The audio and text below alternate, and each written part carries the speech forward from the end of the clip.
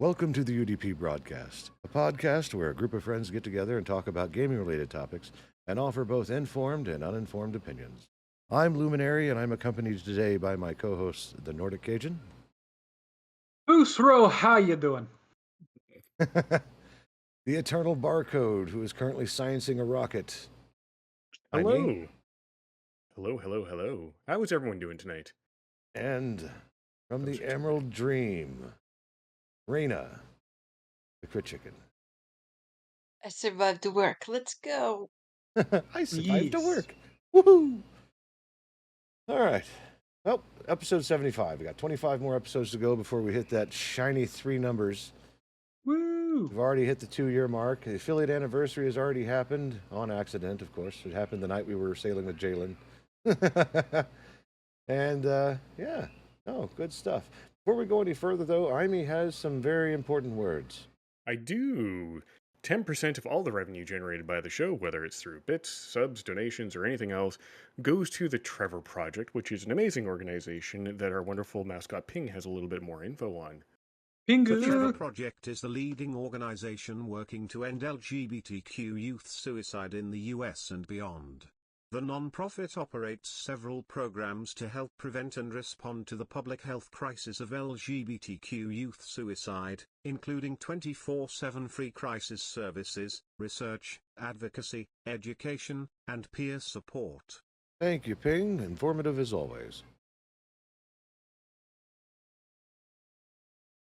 We also want to call your attention to the fact that this is an opinion show based on things that we've found throughout the week. Our We opinions don't do have not... any money. Don't sue us. Pretty much. Our opinions are our own and don't reflect any corporate policies or any stance of any organization we're a part of. So, yeah, on with the show. You should take a quick look at the flag I'm going to be flying for this Kerbal mission. The Wayland Yutani Corp. What could possibly go wrong? I don't know the reference to that, or I'm Alien series of movies. Oh, okay. Yeah, nothing can go wrong with that. Okay. Ah, dang thing. Let's get this show started. Hell yeah. It looks like the FTC is faking, or no, it's not faking. It's focusing on taking down fake reviews, and not just the reviews, but not just reviews, but the people who provide them. So that's It's got rules. It's got rules now. I mean, I think this comes to the conversation we had before the show started. The entire common sense of don't deceive your customers should be paramount, but apparently money is attractive. I don't know, but And common sense is a superpower. indeed. So here's what the FTC is prohibiting, right? Offering incentives to customers in exchange for writing positive or negative feedback. Reviews and testimonials written by insiders at a company who failed to clearly and conspicuously. English is hard. Yes, English is hard. Disclose their affiliation with the business. Company-controlled review websites, which often advertise themselves as providing independent opinions on products they actually own, threatening or intimidating customers into removing negative reviews, buying or selling fake followers or views on social media. Dude, there are so many YouTubers and Twitch streamers and just anybody who's looking to inflate their presence. That's huge. So No, it is. It's disgusting how much of that shit goes on, right? I don't know if you guys remember, but years ago, when Total Biscuit was still alive, Xbox or Microsoft had put out some. I think it was a new Call of Duty game, or it wasn't Microsoft too. Microsoft put out a game. I don't remember what it was, but people were playing it and recording it for YouTube. But nowhere were they saying that they had been paid to say nice things about it.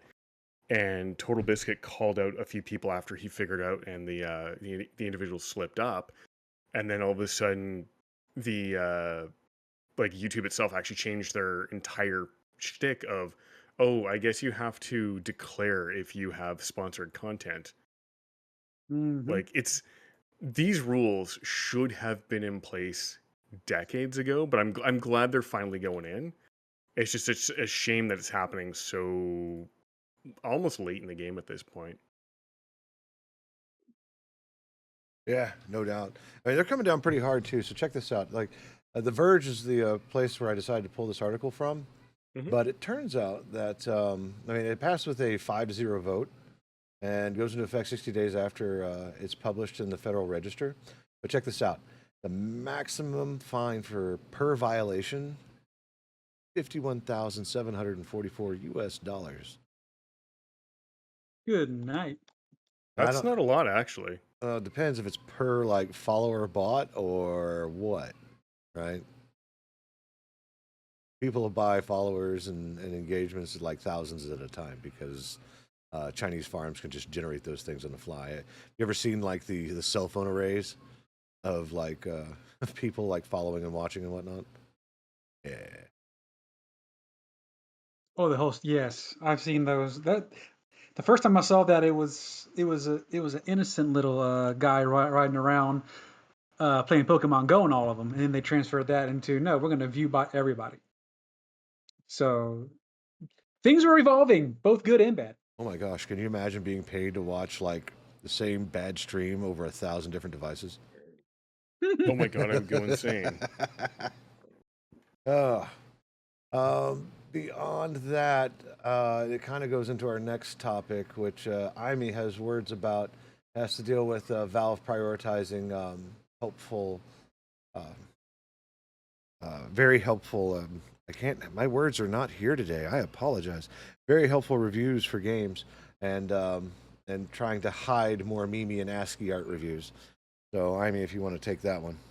Sure, yeah. So basically what's happening is they're getting sick and tired of the bullshit meme reviews where I don't know if you've seen them, but some people just put like ASCII art as a review. I have seen Dick Butt occasionally, so if you're a Reddit fan, I see you and you're a bunch of douche nozzles. Dick I mean, butt. Dick Butt's got a time and a place. In a review, if I want to buy a game, that's not the place for it. On your boss's PowerPoint presentation in front of new clients, yes, absolutely. But anyways, yeah, so they're getting rid of that. However, there are some people, including myself, who use meme-y style templates, which the one I use is just a checkbox for a review style, I guess you could call it. And all it really does is you just put a checkbox beside what thing you, or like what category of the game you thought was good. So for the graphics, for example, it's got like a box for you forget what reality is, it's beautiful or good or decent, bad, don't look too long, or paint.exe. So it's got that style of comical checkbox, I guess, for graphics, gameplay, audio, the audience, the replayability and stuff like that. So I wonder how those reviews are going to be affected. I hope those ones don't get, punted, because they are actually kind of cool and kind of helpful. Because if you think of it, it's an explain it like I'm 5 review, and those are invaluable when you don't want to read someone's really really long review. But the ones, TLDR. yeah, it really is a TLDR. And I mean, if you want to expand on those, by all means, you absolutely can. You just need to learn how to write properly. Stairs in most reviews. But it is going to get rid of all the ones are like this person is invading your review, make sure to post them on every other review, that kind of shit. Like, that is annoying as hell. Like, I want to know people's thoughts on a game. I don't care about Goatsy, and I have seen Goatsy as freaking ASCII art in a review. It's like, I don't want to see look this. that up. If you're under the age of, I guess, 45, if you're under the age of 45, you're likely not to know it. Actually, no, if you're under the age of about 35, you're likely not to know what it is. Keep it that way. The rest of us who've been around the internet for decades are, we're going to leave it at that. It's horrifying. But yeah, like, it should be good. And I'm looking forward to seeing how they're going to implement it and what the criteria will be for them to consider it a meme style thing. And they actually put up in the article, they actually have a screenshot of some of the reviews they're looking at dumping. One of them's got a capybara, and it literally is like, here, I will leave this capybara. Whoever passes it, like, that's dumb. That's a dumb review. The ones that are like, it's a game. What? That Thanks. that okay, yeah, great, sure. You understand that the sky is upwards. Fantastic. Gibby too hot for me. I don't even know what the fuck that means. Big adore this game. It's my favorite game ever, and I play it daily. That's not a review, people. If you want a review, you can go find them on the Stationeers store page. There is a review, a friend of mine who made a review. His name's Bomb Redeemer. Go look for his name in the review section. He goes into great detail about how he set water on fire in that game and why it is the most amazing game he's ever played. That's the kind of review you need to be writing. One that explains what you like about it, why you like it, or what you don't like about it, and why you don't like about it. The screamy ones, the memey ones, I'm going to be glad those are gone. Yeah. And it's going to, quote unquote, take quite a while to evaluate more than 140 million existing reviews, as well as all the ones that are done daily. So yeah, it'll be interesting.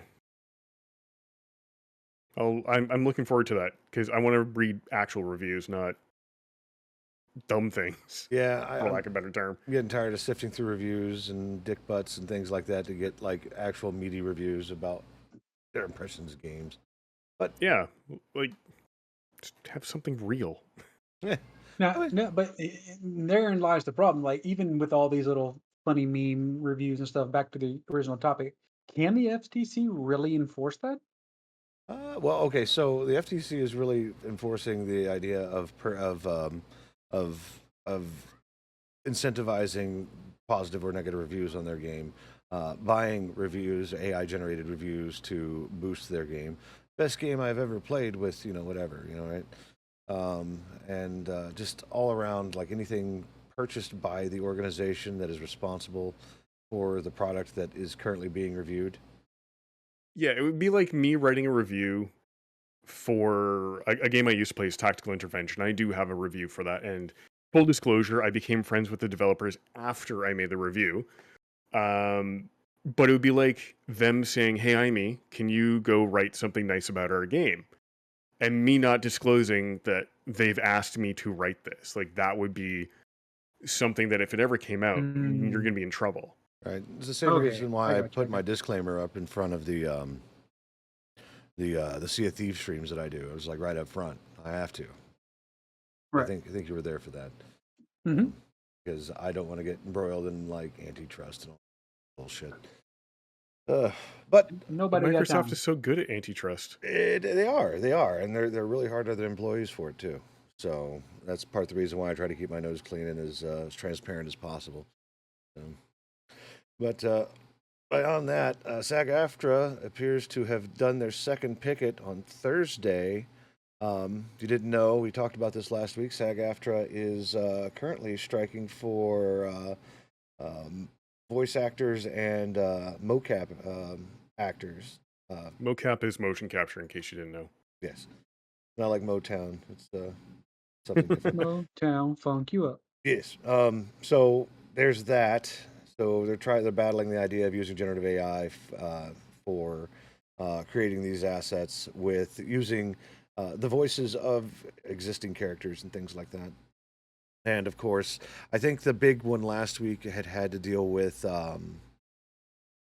they won't credit the motion capture artist if the motion capture artist isn't directly identifiable in the game.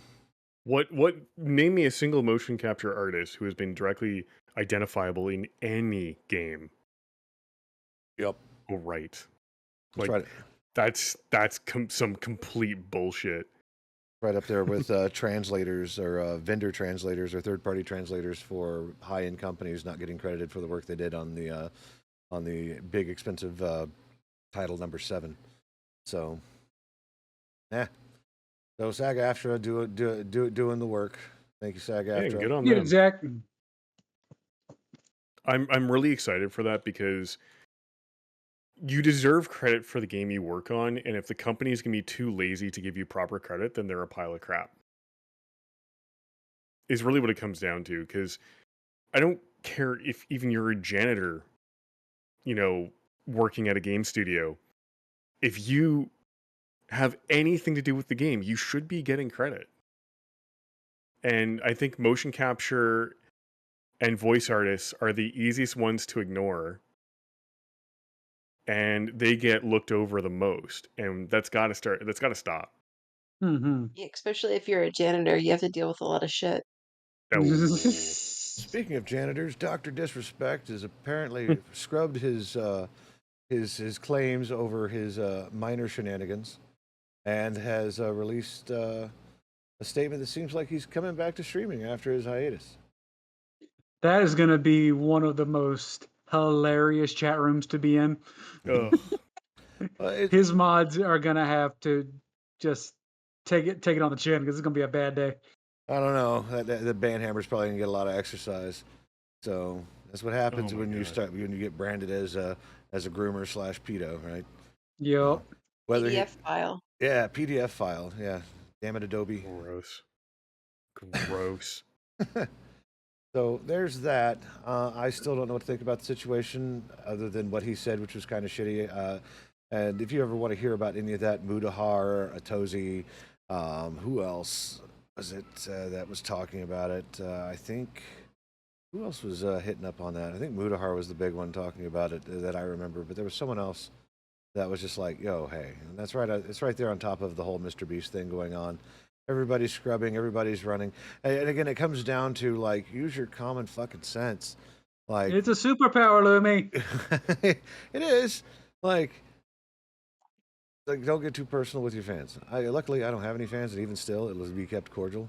So it's just like, yeah, no, like this is the way we go. Yep. Don't keep everyone at arm's length, and you're gonna be good. Pretty much. It's very difficult to get the wrong impression when you keep everybody at arm's length. It Hmm. really is. Like, it's very, very difficult to get a wrong idea. Mhm. It's so much easier. Just they're people, and streamers need to understand this. Your fans are exactly that. They are fans. They're also purchasers. They are buying a product, and that product is the entertainment factor you give them. So they're not your best friends. They're never going to, you know, be anything more than an income source, and you need to understand that. And I'm not saying that you have to treat them like shit or anything, don't get me wrong, but you need that separation. They are an income source because they are buying the product. Your streams are that product. And it makes your life easier when you can remember to keep that separation, because your life will just be easier in the long run. And then you just don't have to worry about shit happening. The other part about this is that in the United States, I don't know about the rest of the world, probably pretty common like in Canada, but anything you can say will be used against you in a court of law, but also in the court of public opinion. So just 100%. just because you dodged a bullet with a lawsuit doesn't mean the public's going to forgive you if you did it or not. Yeah, they will Because the absolutely internet- crucify you. The internet is forever. Yep. Pretty much. The internet's forever, and you will be destroyed. Like, there's no two ways And about you it. won't be destroyed if you don't do anything stupid. Exactly. That's right. Don't fuck around. You won't find out. That's it. Yep. When the fuck around coefficient is so low, the find out coefficient doesn't exist, that's where you want to be. That's right. That's right. Wait for the program to respond. No, you got a Windows error. That's awesome. Okay. no, it's not an error. It's just Unity is well optimized, and KSP is also It just spaghetti works. code. Speaking It's of, okay. That's Bethesda, I yes. mean, when I was born, my parents called me an error. Oh. Oof. so you're No, so, see- so you're crit error chicken. Like I don't understand. Yeah. Critical error. Too bad they couldn't do the 404. Oof. Oof. Dang. Yikes. Yay! Chicken not found. But speaking of Unity, apparently the CEO, if you remember that guy, a few months back was talking about, this is almost 6 months back, I think, was talking about changing the subscription model or the licensing model for using their engine, which got the entire game developer community up in arms.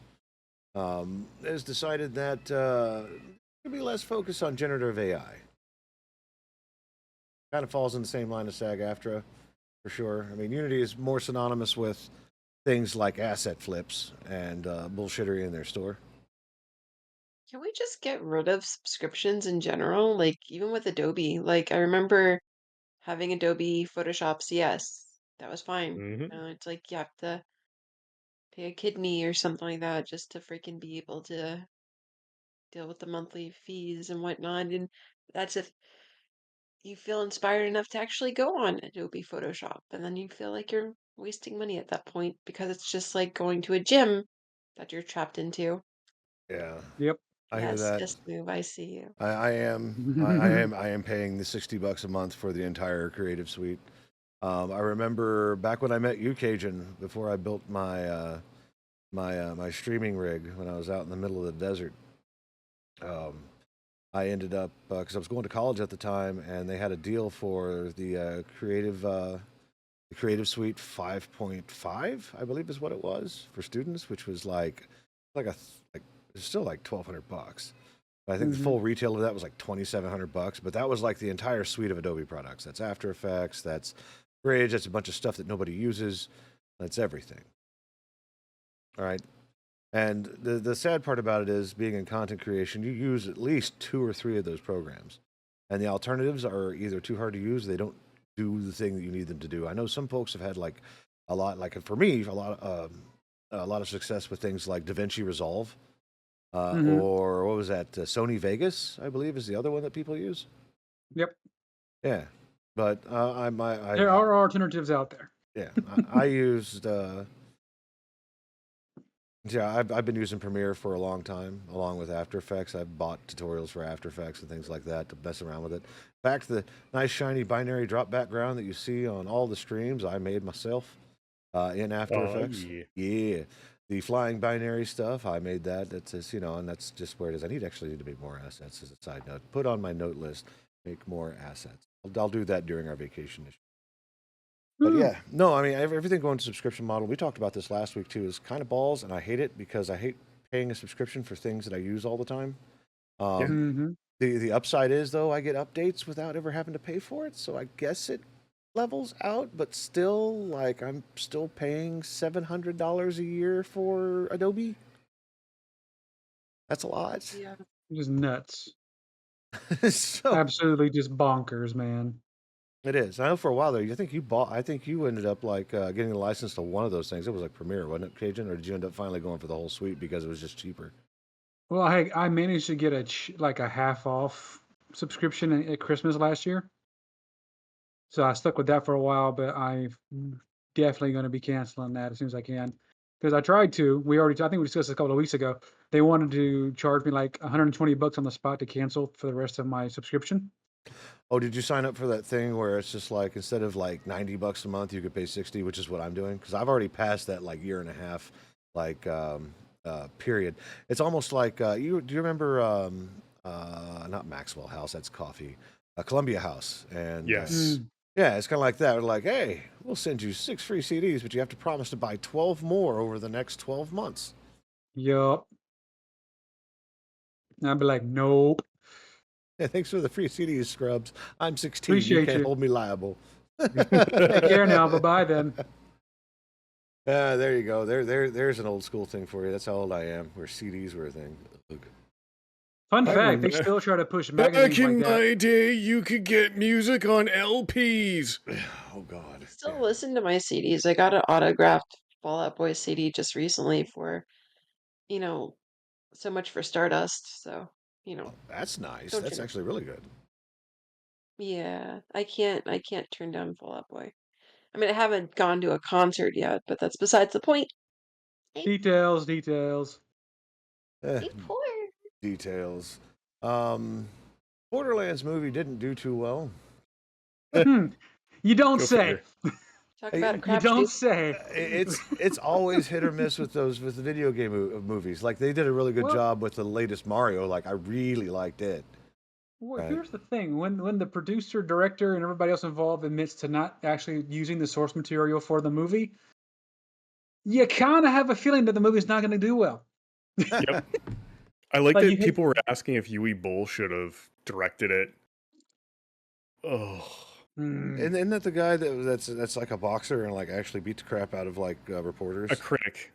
Critic? He boxed a Take critic. and Ryan Reynolds and you throw it at Borderlands. You literally take Ryan Reynolds Okay, and so throw it Yeah. at Borderlands. that right there, Look what Crit, happened with Detective Pikachu. You want a video game movie? Look at Detective Pikachu. Now look at Agreed. Borderlands. Wow. honestly, if you want it to be done and done right with Mad Hattery, yeah, Ryan Reynolds, 100%. Yep. That's the reason why So, Deadpool is so good, while the oh, rest it of the Marvel is. universe is just garbage. So Uwe Boll, if you don't know, he directed the Postal movie back in 2009, I think it was, or 2012. It is based on the game by name only, and a little bit based on what the actual character does, but he massacred the game, and that's what he is known for. At one point, he was accused of being essentially a studio stooge whose sole directing purpose, was to make a crappy movie so that a studio could write off the loss that his movie would undoubtedly, obtain. Because everyone knew he would make just a shitty movie. So if you throw money at him, they can just write off, the losses and, get all that money back on your taxes type shit. Like, he's not a good director, and putting him in charge of Borderlands would have made it even worse. But I'll tell this to our listeners, because it's the same thing I told it to my friends. If you go to watch the Borderlands movie, you can't watch it for the Borderlands lore. You have to watch it for what the game actually, or what the game is, which is big gun, big number flashing on screen, and big explosion. That's all it is. If you come into the game into the movie with any other expectation, you will be disappointed, because yeah, they kind of show source material, they kind of make references. I mean, one of the characters, every voice line the guy has is from the game and nothing else, and that's kind of cool. But you can't have the expectation that it's going to be a great movie and it's going to be truthful to the source material and all this and that, because that's not what the movie is. The movie is an approximation of what somebody who's never actually watched the movie or anything thinks it is. That's all. Now, if you do want to watch a movie based on a video game, World of Warcraft has one out, I think, on Yep. Netflix. The Yep. It's Do Warcraft. they it's really? not bad. I thought it was a little bit fast paced. But I also understand that there's only so much time they have to get across a lot of the key concepts in that game. I'm still waiting for the next one. Come on, Blizzard. Come on. Yep. That would be kind of cool to have another one. Either that or an animated series or something in general. Like, I'd binge that. Like, put that shit on Crunchyroll. Do it. Sorry. No, that's awesome. Later, They'd be good Weeaboo is to. coming out. That's fine. It would be good to have another WoW movie because they did a good job with it. I liked it. Is it the same movie that came out like a few years ago? Or is it a brand new one? It's the same one that Oh, came out. It is. I Nord. actually enjoyed that movie. A lot of people gave it a lot of flack, but I actually enjoyed it. I always thought they were going to make a sequel too. Well, that's how they set it up, is that there could be a sequel, but they never did. Like it wasn't old boy Thrall just like here I am, I'm baby, I am coming. Like that, you literally set up everything that could have ever been set up for the movie. What they need to do is like get the folks who write the dialogue and animate the in-game WoW cutscenes, because those tend to be really awesome. Just put them on the movie. Like don't get any external anyone. Just those guys, right? Like that. I think I'd be satisfied with whatever they produce, because it's really good. Dialogue is top notch. Like, say what you want about Blizzard, but at least with World of Warcraft, their story is not too shit, right? There's been some spots. I'm not gonna say it's all been great, but I've thoroughly enjoyed everything that they've come through across, like, of their MMO stuff. Like, I read the quests just because I think it's good. Most people are just like, oh, kill 10 pigs. All right, I'm good. Yep. That's how I play that game, is, oh, kill the things. Okay. Yeah, pretty much. I think to quote one of my friends, yes, go collect 10 bear asses. I'll be right back. Like, that's Hey, Nord. So Check check your DM. uh-oh. okay, Oh no. I'm afraid she's already laughing before I even get there. Hang on. Yeah. While Nord checks his his DMs to wrap up the whole ethical, like, common sense stuff. Apparently, there's a commission called Ethical Games. It's looking to unite developers to. Oh, there's a gasp now. I've got to stop. All right, sir. Please describe the imagery that was portrayed. Well, she's pulling at my heartstrings. She was playing Pokemon Go, Mm-hmm. and she ran into a shiny Lickitung. Mm-hmm. But the ironic thing is, her battery percentage is less than 7%.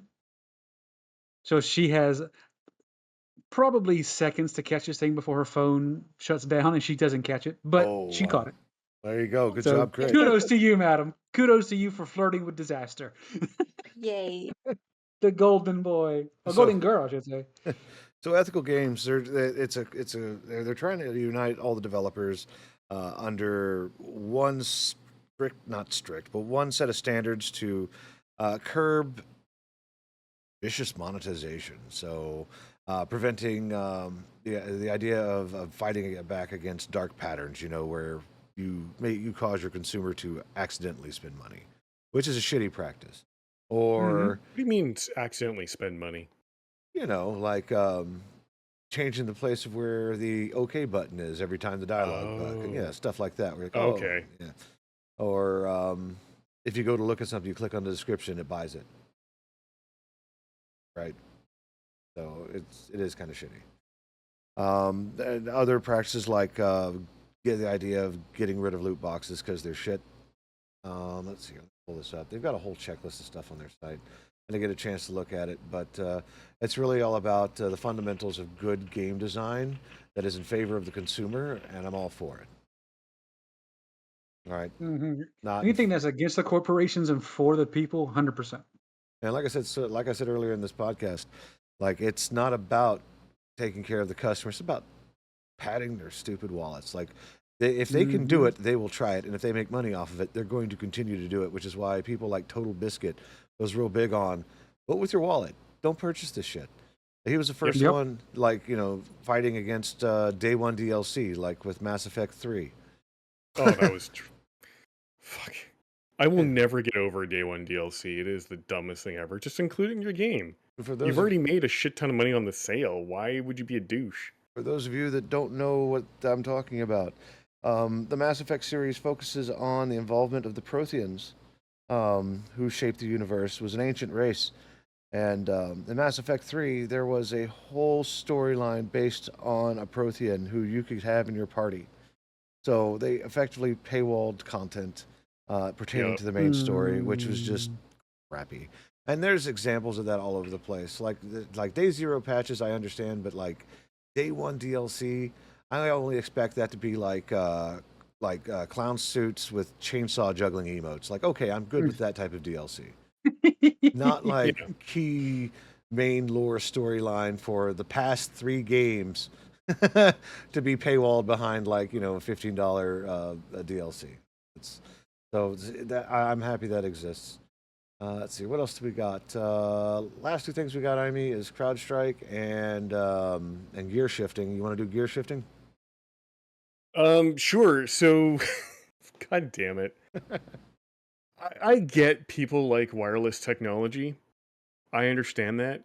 What I don't understand is why the hell would you have wireless derailleurs for a bike?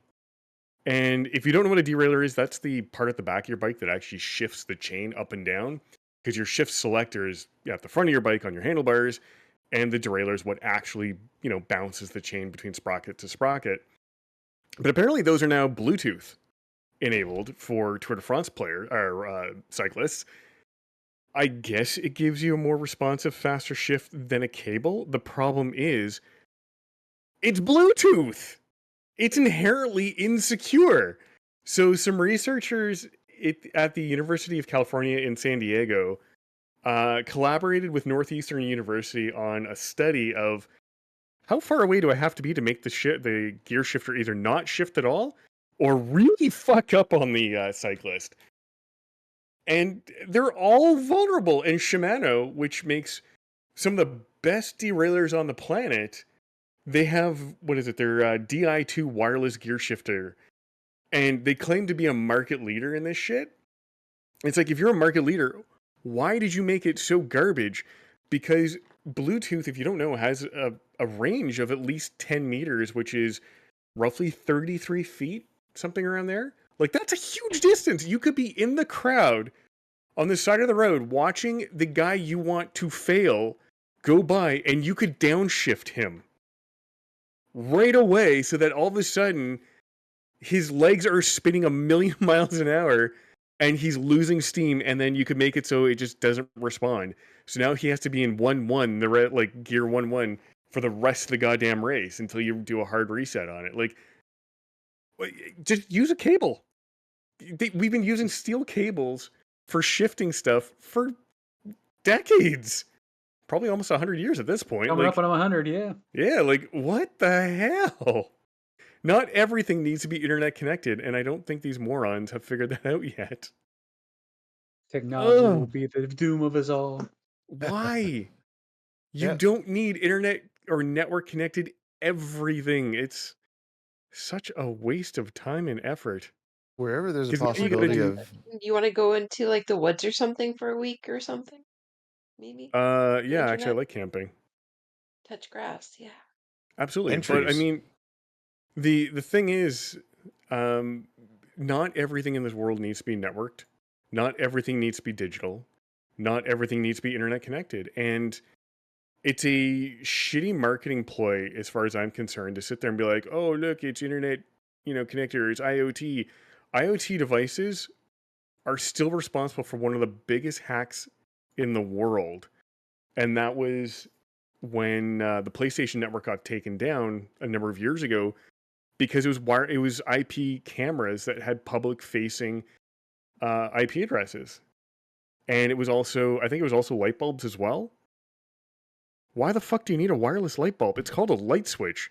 If you want it wireless, that's what a kid is for. I'm sorry. I'd be super embarrassed if my entire livelihood was destroyed because my light bulbs gave me away. Like, I'm sorry, unless I can grab the light bulb, make it turn on, and let it float freely through the air, I don't want it. I want my it's gotta be magical and ethereal to work. If it's not like that, it shouldn't exist. as That's I know that's the left field comment coming in, but I just envisioned when he said a wireless light bulb, I was like, that thing better float and it better have some sound coming from it. That's all I got to say. Other uh, than that, you're wasting my time. it just It is a giant waste of time. as a small cybersecurity tip, if you're ever setting up your own home network, all of your IoT, your smart devices, your interconnected devices, most routers or gateway routers that you will get from either your ISP that you buy will have a guest network, and it is completely separate from your internal home network where you connect your computers and all of your other financially critical items. Um, Being able to separate those items out so that way if somebody comes through your Ring camera to decide to see what you're doing, they won't be able to access your printer, your laptop, or anything like that. One of the most important things you can do as a cybersecurity tip is buy a router and configure it to have every service turned off unless you absolutely need it to communicate outwards, and use that instead of your ISP's gateway or router they give you.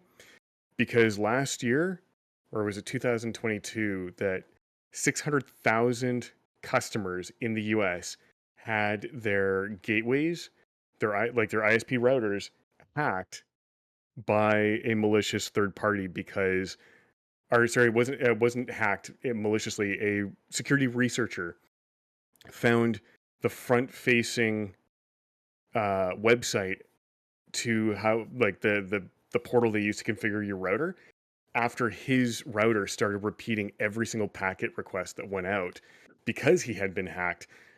And don't ever trust an ISP's equipment to be secure. Never. Buy your own, make sure it's updated, and if you don't know how to do it, get help to set them up, and always turn off every service you do not need. Speaking of keeping yourself safe from equipment and developer stuff, the Crowdstrike thing that happened like 3 weeks ago, apparently that earned them a Pwnie. That's spelled Yes. Pwnie. Because you've been pwned. That's right. So they were blessed with that for the massive worldwide outage that happened after they pushed an update because what was it? I think CrowdStrike works at the kernel level. So It does, yeah. Yeah. So if they screw that up, it just borks Windows. So if you the TLDR on what happened is, if you think of the CrowdStrike Falcon software as an antivirus software, antivirus engines are digitally signed and approved by Microsoft, saying these are legit, they come from a legit vendor, we trust it inherently to run at the very basic, what's known as a kernel level, or ring 0, if you want to get a little bit more technical level. But every time you do an update to your virus definitions, you aren't going to publish brand new software. So what you do is you make your software refer to a definition file, and that's what antivirus definitions are. They're just a list of, here's known viruses and here's patterns to look for if we think it's a virus. And that Falcon software works the exact same way, where the software itself runs at the kernel level. It's trusted code, and the patch that went out, or the update that went out, had no data in it. It was a 0-byte file that got sent out. So right there, that shows that the Falcon software itself has no error checking, in that it said, oh, there's a 0-byte file. I guess I'm just going to blue screen now, instead of being like, hey, this is a 0-byte file. We're going to reject this, throw a warning, and try and re-download the update just in case, it got corrupted. But apparently that wasn't a thing. Nope. And it caused billions in damage. It did. So what was really cool about this article, and this was on a game developer, was talking about, was it game developer? Hold on. God, I lost. Oh no. Oh, here it is. The last time something this big happened, it was last year. It was for the U.S. Transportation Security Administration. A hacker broke in and discovered the agency's no-fly list on an unprotected internet-connected server. So just to let you know, CrowdStrike just set the bar just a little bit higher to get that pony. Well, and Hold you know my what the beer. worst part is? Well, CrowdStrike was like, I see your do not fly list. Everybody's grounded. Yeah. Yeah, no, that's exactly what they did. But do you know the worst part about that whole thing? From a security standpoint? CrowdStrike just gave up their entire customer list. Now you know who runs Oh, CrowdStrike software, no. and now you know who to try and target with malicious updates. Oh. Or to try and do spear phishing, which is a targeted phishing attack against an individual, or, some other method of infiltrating the company. You have given malicious actors the entire customer list. The most coveted thing in any security company's possession will be that customer list. That is the thing they are going to try and protect the most, because that's going to do them the most harm if it ever gets out. And you just gave it away for free. Good job, dummies. idiots. Yeah, especially if they're susceptible to PBX hacking as well. I've seen a few companies that are like that. Yeah. Some bad actors will actually go into your company's voicemail boxes, and if they find an inactive or a non-used one or whatever, they'll reroute their calls to it and stuff like that, instead of having to pay for a lot of international calling. Yep. It goes straight back to the company. It's kind of like casual calling, or spook calling too. Yep. So it's always fun. Here's what Yeah. Centonus, I don't know who that is. They didn't declare who Centonus was. I'm just going to assume he's some C-level person. Says that definitely not the award to be proud of receiving, but he's going to bring it back to CrowdStrike headquarters, where it's going to sit in pride and place, because he wants every CrowdStriker who comes to work to see it, right? And Don't do this. exactly that. Especially, So, yeah, go ahead. so is this going to be part of the Guinness Book of World Records for biggest failure in the United or the world? If there isn't one, it should be. I mean, they're going to need help paying the billion-dollar lawsuits that they currently have going on for destroying almost the entire world for that day. I mean, to be fair, just recently it was a blip on the radar, and it's, I guess, another fear tactic. Apparently, every single social security number was stolen by a hacker this week. Yeah, that's In America. unsubstantiated, and people who deal in that stuff all the time are like, that nothing makes any sense. Troy Hunt, I who just thought it was runs hilarious. yeah, I was Troy like, Hunt, oh, who's a well-known security researcher and runs the Have I Been Pwned website, where you can actually look up your email address and see if it's been, you know, put out in releases of personal information and shit, or your password to see if it's been leaked. One of his email addresses was on there, but the rows of data beside it weren't even close to anything relevant, especially the column that had social security numbers. It wasn't even close to his. And it looks like it's just junk data mixed with email addresses. Jeez. And the person claiming to have done the hack has not provided any credible evidence that they actually did it. So right now it's just a giant shit show, and I'm really amused by it. it's Uh, hilarious. Joke's I on thought it you, was the greatest thing. motherfuckers. When I move, I'm gonna get a new one, right? Yeah, we have social insurance numbers in Canada. We don't have social security numbers. Haha. take that, America. So, Exactly. so just kind of wrap this up. I think there was an interesting Russian development that happened. Amy, you want to take this Interesting one? So we all know, apparently, the world of international chess competition is really fucking intense. And apparently so intense that this woman, Russian player, she was at a tournament where her opponent was someone she had played against before and lost pretty handedly against this other player, and was so upset, I guess, by the loss that she asked tournament organizers if there were security cameras in the room they were playing at. To me, that is a red flag right there. red Like, flag, you are red not flag. allowed to come into this room, or yeah, absolutely, we are putting in like security cameras now It's because like, you yeah, asked. because you are the Um, reason. Good job. yeah, everyone says everything for a reason. If you're asking me if there are no security cameras, you're probably up to no good. So yeah, they asked if there was any security cameras. They were told no. Conveniently, there are, and the video online is even better. But this person, this player, the loser, we'll just call her loser because she's now twice Yep. a loser. She arrives at the tournament room. She goes up to, I guess, someone taking attendance or whatever, and you can kind of figure out she's asking what table she's playing at.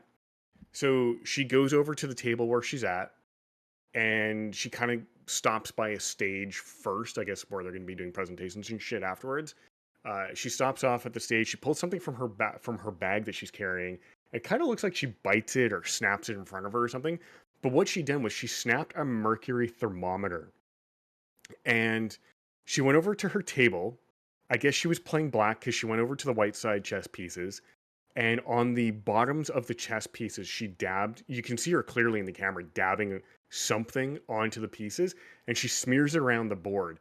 And mercury poisoning is very quick to take effect. Dizziness, confusion, nausea are all things that happen right away when you are suffering from mercury poisoning. That's why if you ever break a mercury thermometer, you never vacuum it, because you'll just aerosolize everything and put it into the air to breathe. Yeah, it's dangerous. That Fun shit's science real fact with dangerous. Amy. Yeah, and so she smears it on the pieces, on the bottom of the pieces, and while she was playing, lo and behold, her opponent got really sick and started feeling really bad. So they suspended the tournament because, oh my God, we have a player who's sick. Doctors were like, this person's suffering from mercury poisoning. And everyone's like, that's a very specific thing.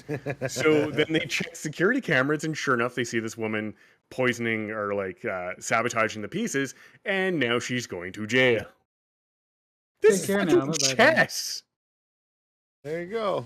That's episode 75, The Poison Truth.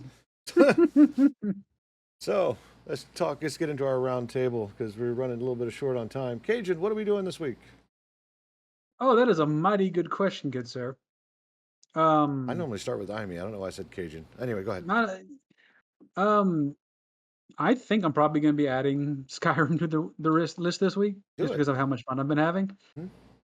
Especially do like ultra mods where like all the dragons are Thomas the Tank Engine, or or Randy Savage, which is also hilarious. Ooh yeah, Oh yeah, brother. Green with the crop. They're gonna have some Skyrim. And then I know we're gonna be doing some more jolly cooperation on the high seas at some point. Yeah, I've been kind of geeking So out on the Sea of Thieves stuff. so it's mixed between those two. I don't know why. I'm just taking I'm trying not to get burnt out on Pokemon. I love Pokemon, but you could really get easily burnt out on it. Oh yeah, well, I mean, especially for the So, stuff that you do. Like, I have mhm. to make 1 billion curries. No, I'm good. Like, I won't do that. Like running around the beautiful landscape, hatching eggs like we did, I can do that because it changes. But sit there and constantly spin my controller to make curry, I'm good. Like I couldn't watch I got me stream. some long suffering, sir. Tedious tasks do not deter me. Indeed. Speaking of tedious tasks, Amy, what are you doing this week? Exactly what you see on screen. I am playing Kerbal Space Program this week. I decided I've been trying to do some really actual realistic launches and realistic ships, and you probably saw me launching this, which is a mock-up of the Saturn V rocket. So I am, just playing around in that. And yeah, that's about all I'm going to be doing because it's a lot of fun. I miss playing this game. I really enjoy it. It's so much fun. But there will be as few crashes as possible. Indeed. Both application and in the game. So. Yes, because we like Kerbals. They are green frog people. I mean, how could you not like these faces? They're kind of minion adjacent, which is why I like them. Exactly. Like, they're fantastic. Banana. Like, how could you not like that face? Yes. Look at that face. Speaking of faces, And look, he's all happy. Crit, what are you doing this week? I am staying on top of my son so he can do his schoolwork. Being Don't the mind good my parent. accent. I don't know where that came from. Trying to pick a name for my lickitung. Cool. And watching On Patrol Live this weekend. Hell yeah. You should name your lickitung Tasty. Oh, God. God damn it. No, I mean, I posted a few names on Twitter. A few of them they did not approve of. We'll see. That's all right. You want to go check out that list? Check Crit out on Twitter as Needs Espresso. Anything else, Crit? That's No, it. I just catching this lickitung actually brought back memories of Pokemon Stadium and the mini games. Mm-hmm. No doubt. The sushi. Let's see God, here. I think after that game, I was like, I want to eat all the sushi. Why can't I eat the sushi? I want it. So, Like petting thank you, all the lickitung. cats. So, cool. Well, good. Hope you find a good name. I hope to see whatever you choose on Twitter. It'll be exciting. I will go cast my vote shortly.